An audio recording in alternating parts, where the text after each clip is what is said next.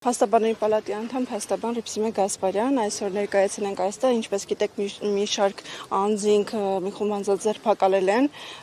չնայած ինչպես տեսնում եք նաև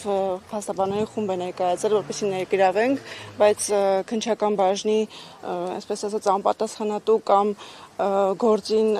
իրենց տեսակետով վերաբերվելու պատճառով անգամ թույլ չեն տալիս, որպեսզի ներգրավենք անձանց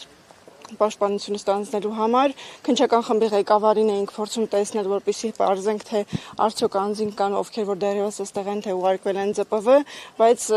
անգամ քննչական խմբի ղեկավարը ըստ պահակագիտի աշխատակցի դուրս են եկել ընդմիջման եւ այս պահին հնարավորություն չունենք որևէ անձի համար ներգրավել պաշտպանություն իրականացնելու համար։ Այսինքն ես ճիշտ եմ հասկանում, որ 10-ից ավելի ձերբակալվածներ կան, սակայն քննչական կոմիտեն